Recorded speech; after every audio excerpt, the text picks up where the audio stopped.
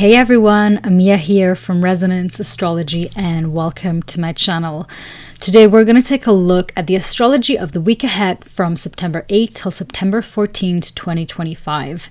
And this week really is the in-between eclipse week, a little more space to digest before the Virgo Solar Eclipse we have on September 21st, which is next week.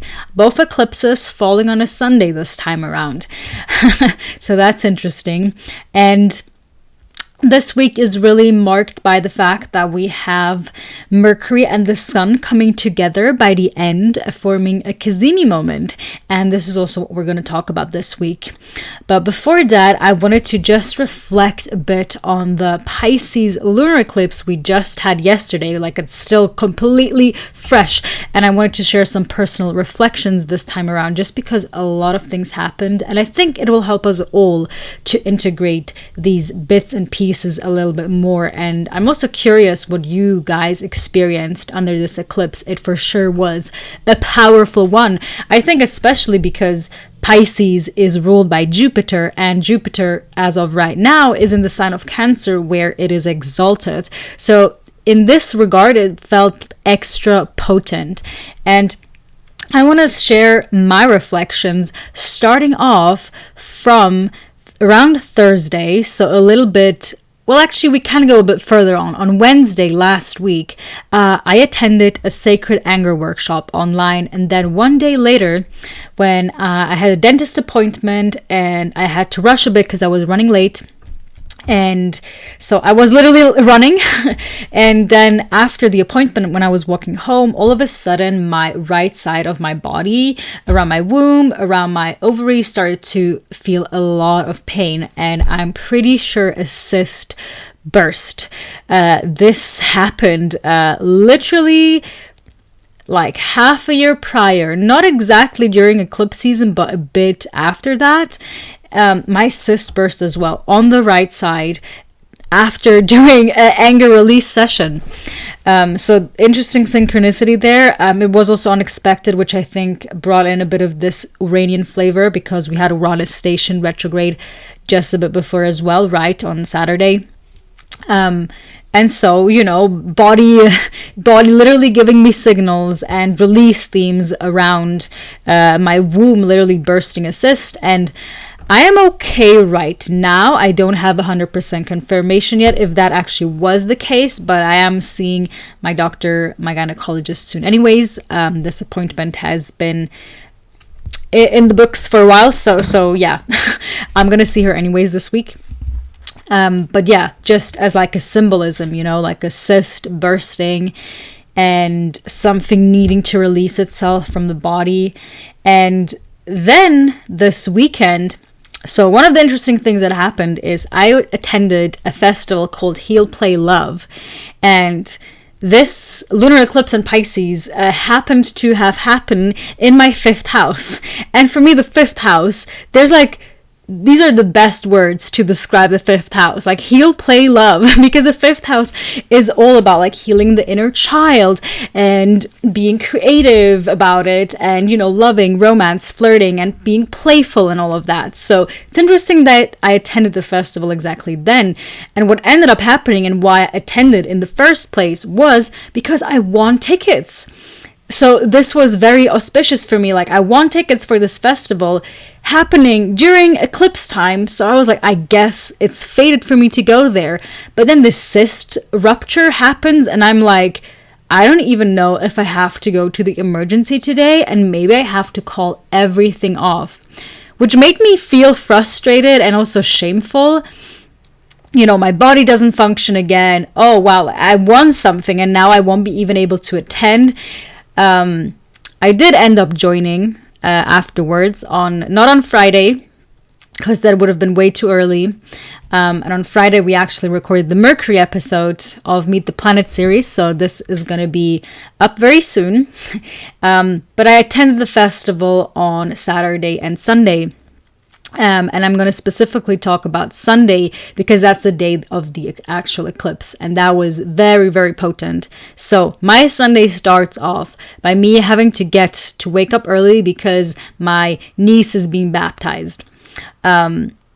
So there's this theme of like, children, rebirth, church, spirituality for me, very Piscean themes. Then we go grab a lunch at the family's place, and so many parents there with their kids, even the couple, which was the parents of the mother and the father of my niece. They even got 2 new cats, and so there are these 2 cats there that basically are also still young.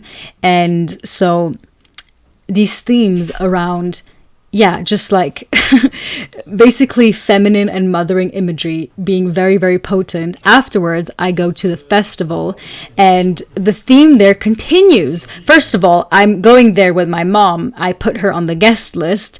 Then a friend of mine that was supposed to join ends up canceling because she's sick. She gives me the ticket to give to someone else. I end up giving it to another mom, not my mom, but another mother that I know.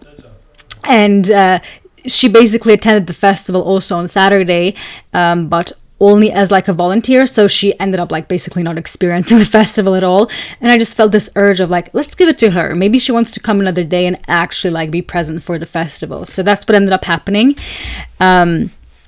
And there was one workshop that I joined. Okay, this festival was like not specifically a music festival. It was with lots of things, it was like also very workshop based. And so the only workshop that I ended up going on Sunday was around like a full moon ceremony. And this full moon ceremony workshop ended up having the theme of femininity. And the speaker and facilitator, she was sharing her story, and her story was about how her mother died when she was very young, unexpected, no conditions prior to that. And her journey, basically suddenly the whole family rupturing, and her stepping into more of like her masculine side. And then later on, like 2 years ago, I think, when she was giving birth to her daughter, she also almost ended up passing away. She didn't breathe. And she really thought like, this is going to repeat itself. I'm going to lose someone again super early on. The daughter did end up making it. She's alive. So there's a happy ending to all of that. But just this theme again around mothering, femininity, nurturance, the fact that this eclipse is ruled by a Jupiter in Cancer, just so, present, like these Piscean archetypes. And the festival itself ended up basically at the peak of the eclipse, because we had the closing ceremony of the festival here in Central European time at around like 8 till 8:15, and the peak of the eclipse was at 8 p.m. and 12 minutes. So literally we ended the eclipse on the peak moment, which was so auspicious in and of itself. And I was there present at the concert, at this last concert, and the singer too, he was praising his son throughout the performance and telling how he's the reason for him expressing himself and being creative and showing up, and that just felt so beautiful and just so Piscean everything. And the last, really like the closing ceremony ended up with the beautiful song, and like people kind of came together, forming like a big circle. I mean, it's a festival, there were quite a lot of people, but like a big circle, like kind of hugging each other. I was just like, gosh, again, so Piscean, like this collective love, healing, and creative expression and inspiration through like children and all of that. So that's just my reflections that I have to share around this eclipse. And I'm wondering what your guys' story is, because that was just really, really interesting for me. So, but now let's dive into the astrology of the week ahead. I specifically left a bit more time for this intro segment just because this week it's really like this in-between week. And while we do have a potent moment, it's a like turning point, like a threshold point this week. There isn't so much crazy astrology going on this week, at least not like major transit wise, which I actually think is great because it's going to let us integrate all of these themes a lot better. Imagine having any sort of crazy major transits also going on. luckily not. We start off this week, September 8th, by the moon moving into the sign of Aries. So there's a bit of a fiery start. And then, there isn't really anything major going on after that. On September 10th, we have the sun in Virgo conjunct the south node in Virgo and opposing the north node in Pisces. So there is like this shifting point that begins by midweek where, we pivot through the point of this eclipse corridor and we focus our shift from Pisces into Virgo. The moon also later on enters Taurus in the evening, so definitely also feels a bit more grounded and embodied, body focused. And then, we tune into midweek fully on September 12th. We also have Mercury in Virgo conjoining then the south node and opposing the north node. So there is a clarity around, old patterns and information that shifts. And we also have Sun in Virgo, sextile Jupiter in Cancer. So there is a bit of like optimism in how like our beliefs are growing, and just like where we are growing as people during this eclipse portal, and definitely some supportive insights in how we are shape-shifting our beliefs and in our worlds, because worldviews create worlds. We also have, obviously, Mercury also then sextiling Jupiter in Cancer. So there is definitely some expansive communication that is going on, some fruitful conversations, something that can be birthed through our words. So whatever we are speaking into the universe this week is very potent and very important, can potentially have a lot of fruits to berry. Exactly. Moon also enters Gemini on this day. So there is a bit of a stretch in like curiosity and how we're learning, which I really like. And then on weekend, we have our highlight of this week on September 13th. The Mercury and Sun come together in a Kazemi moment. And this is really the most powerful transit of this week, because when both planets come together, with the sun, we have not just a conjunction, we have something we call Kazemi, literally meaning at the heart of the sun. So Mercury is at the heart of the sun, and the sun basically, like, symbolically gives its throne, because the sun is sort of the ruler, right? And then it gives up its throne, and the planet that is at the heart of the sun kind of gets this ruling position. And in this case, it's Mercury that is already in a very dignified position. Mercury is exalted in the sign of Virgo. So now, like, we have an exalted Mercury basically having the reins for a brief moment. And that is really like a peak clarity moment this week, guys. A lot of breakthroughs and aha moments probably waiting to happen. And such a big focus on the Virgo houses in our charts. So look at which house Virgo rules in your charts, because this is going to be very highlighted. And again, we're like moving from the Pisces eclipse into the Virgo area of our charts.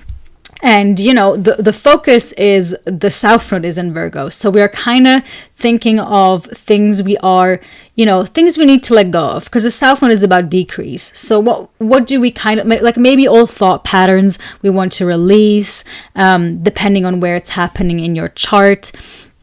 I can just make a personal example again. It's happening, for example, in my 11th house.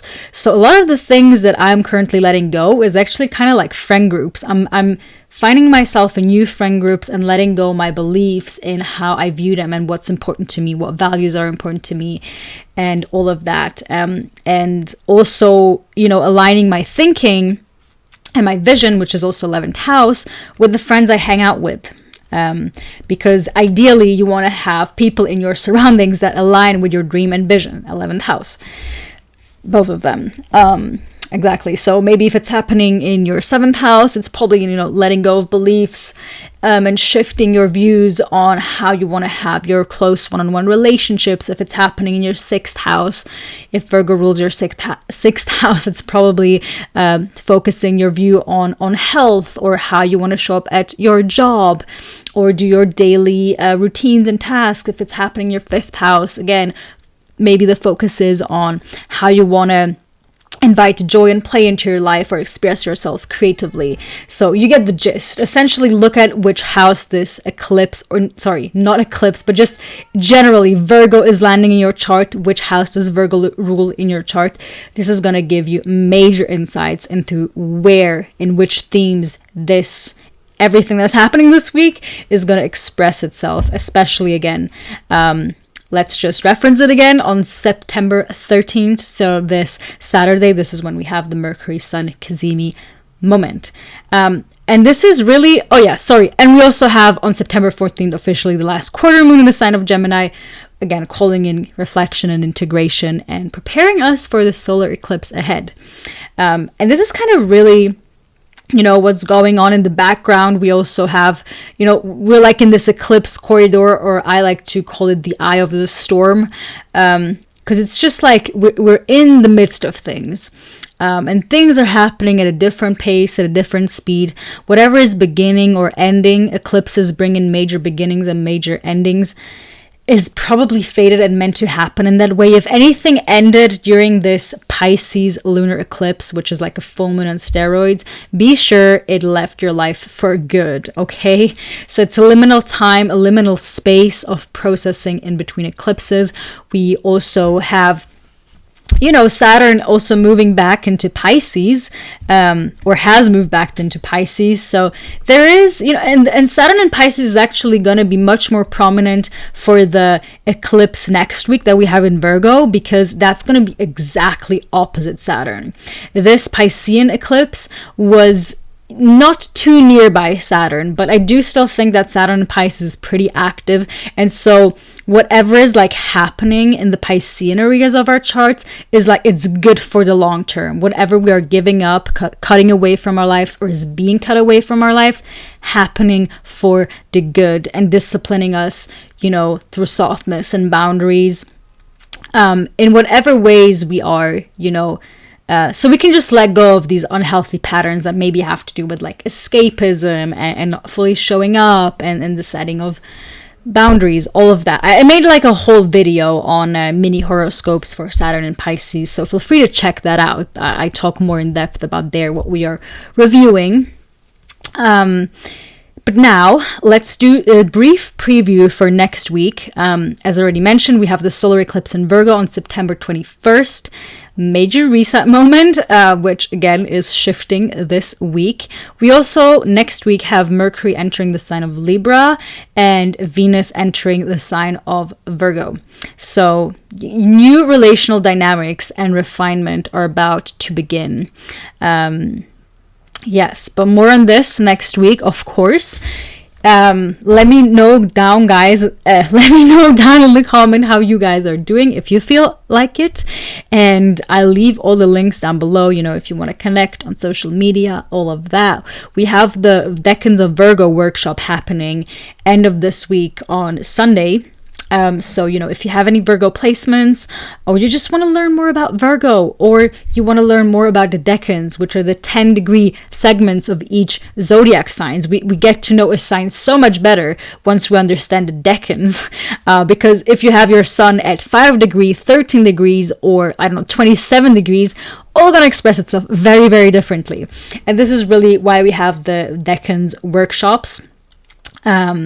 And again, we're following the sun, so it's really always in season and up to date, and we're bringing example charts. You can also talk about your chart at the end of the day. Everything is recorded except that last segment for privacy reasons, so we really encourage people to show up live if they want to talk about their birth chart specifically. So this is the invitation. The link to sign up is also going to be down below. The workshops cost $11, which I think is a very generous price for you to join. And again, it's going to be recorded, so we are going to send the recording afterwards. Just the last bit, again, where we talk about personal chart, that bit is not going to be recorded. And the workshop is happening at 7:30 p.m. Central European time, which is for like US folks around midday, depending on where you are, on a Sunday again. So this is what I have for you guys, and we're gonna see each other soon, and I wish you a lovely eclipse portal, and sending you hopefully nice Piscean, Jupiterian blessings to be able to make it through this monumental shifts that are going on in our lives. And I love you very much. Bye.